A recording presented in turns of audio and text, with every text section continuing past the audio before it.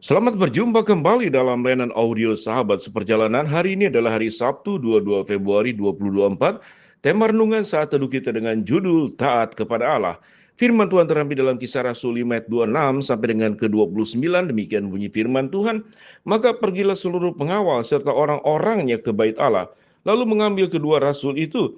Tetapi tidak melakukan kekerasan, karena mereka takut kalau orang-orang banyak yang melempari mereka. Mereka membawa keduanya dan menghadapkan mereka ke mahkamah agama. Imam besar mulai menanyai mereka. Katanya, dengan keras kami melarang kamu untuk mengajar dalam nama itu. Namun ternyata kamu telah memenuhi Yerusalem dengan ajaranmu. Dan kamu hendak menanggungkan darah orang ini kepada kami.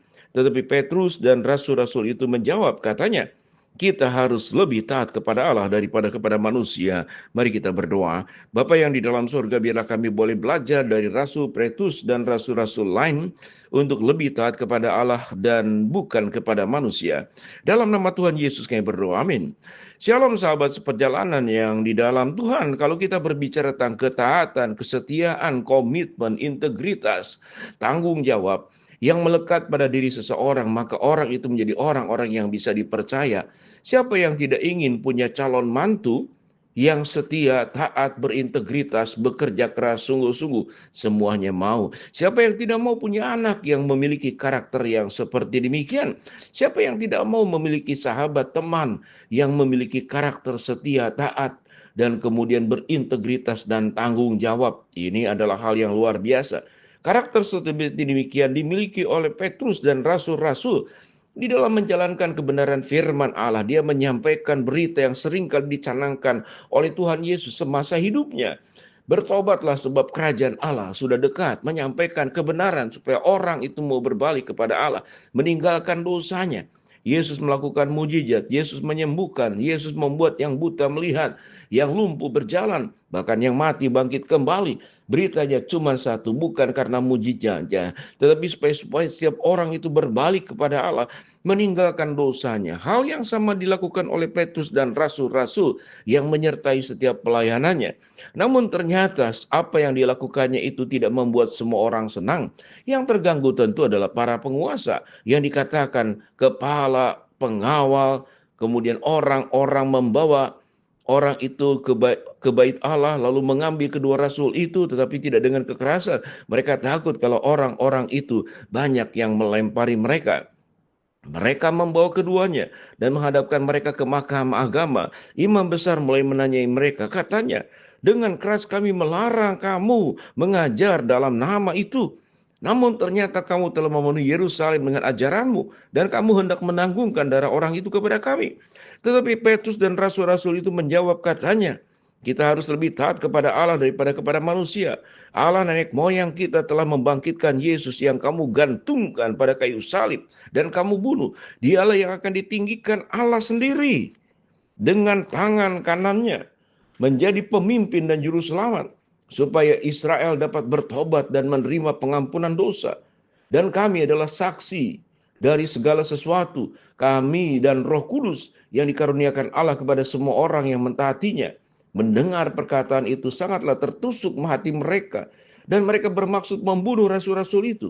Tetapi seorang Farisi dalam mahkamah agama itu yang bernama Gamaliel, seorang ahli Taurat yang sangat dihormati seluruh orang banyak, bangkit dan meminta supaya orang-orang itu disuruh keluar sebentar. Sesudah itu ia berkata kepada sidang, hai orang-orang Israel, pertimbangkan baik-baik apa yang hendak kamu perbuat terhadap orang-orang ini. Sebab dahulu telah muncul si Teudas yang mengaku dirinya seorang istimewa dan ia mempunyai kira-kira 400 orang pengikut. Tetapi ia dibunuh dan cerai berailah seluruh pengikutnya dan lenyap. Sesudah dia, pada waktu pendaftaran penduduk muncul juga Yudas, seorang Galilea. Ia menyeret banyak orang dalam pemberontakannya, tetapi ia juga tewas dan cerai berailah seluruh pengikutnya. Karena itu aku berkata kepadamu, janganlah bertindak terhadap orang-orang ini. Biarkanlah mereka, sebab jika maksud perbuatan mereka berasal dari manusia, tentu akan lenyap. Tetapi kalau berasal dari Allah, kamu tidak akan dapat melenyapkan orang-orang ini. Mungkin ternyata juga nanti bahwa kamu melawan Allah. Nasihat itu diterima. Mereka memanggil rasul-rasul itu, lalu menyesah mereka dan melarang mereka mengajar dalam nama Yesus. Sesudah itu mereka dilepaskan. Rasul-rasul itu meninggalkan sidang mahkamah agama dengan gembira karena mereka telah dianggap layak menderita penghinaan karena nama Yesus. Dan setiap hari mereka melanjutkan pengajaran mereka di bait Allah dan di rumah-rumah orang untuk memberitakan Injil tentang Yesus yang adalah Mesias. Bacaan dari ayat ke 26 sampai ke 31 yang kita lihat tadi. Bagaimana para rasul taat kepada Allah, dia tidak takut dengan penderitaan, dia tidak takut dengan sesah, bahkan tidak takut dengan kematian. Gamaliel yang menyelamatkan mereka tentunya bukan karena Gamaliel, seorang Farisi, dan juga dia adalah seorang imam. Tetapi memang dia diutus oleh Allah untuk melepaskan para rasul. Lalu pada ayat yang ke-41 dikatakan, rasul-rasul itu meninggalkan sidang mahkamah agama dengan gembira, karena mereka telah dianggap layak menderita penghinaan oleh karena nama Yesus. Sahabat seperjalanan pada titik ini, kita bertemu dengan pribadi yang taat kepada Allah di dalam hidupnya. Orang yang taat kepada Allah, ketakutannya adalah hanya takut dia berbuat dosa, takut kemudian menyakiti hati Tuhan. Tetapi yang lain tidak takut dengan penderitaan, tidak takut dengan katakanlah sesahan, tidak takut bahkan dengan kematian. Semuanya itu tidak membuat takut orang-orang yang taat dan takut kepada Allah. Di dalam konteks inilah sahabat seperjalanan, apa yang kita takutkan dalam hidup ini?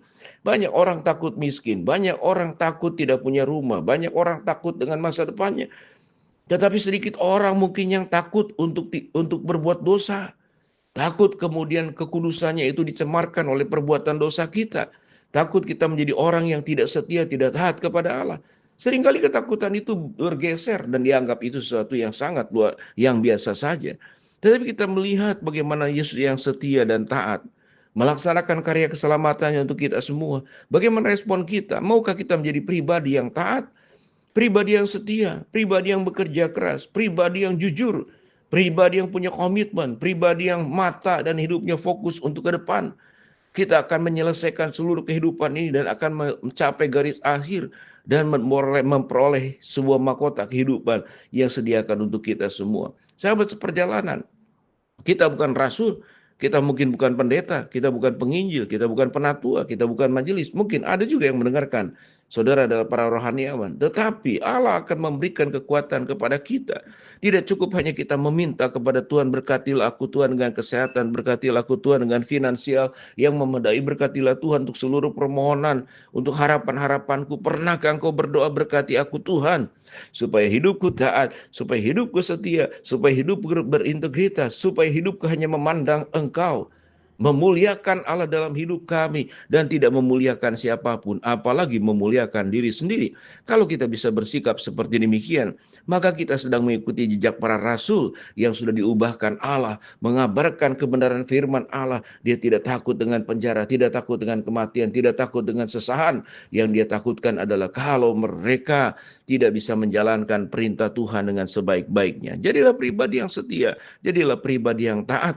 Engkau akan mengalami sebuah kegembiraan, kesukacita yang sangat luar biasa. Pada saat suatu hari kelak nanti kita bertemu dengan Tuhan dan kita mendengar suara, hai hambaku yang baik dan setia dan taat, masuklah ikutlah dalam kebahagiaan Tuhanmu. Mari kita berdoa. Bapa dalam surga, terima kasih buat kebenaran firman yang kami pelajari. Hamba mau berdoa buat sahabat seperjalanan yang sedang sakit, Tuhan jamah sembuhkan. Sahabat seperjalanan yang sedang menghadapi masalah, Tuhan bukakan jalan.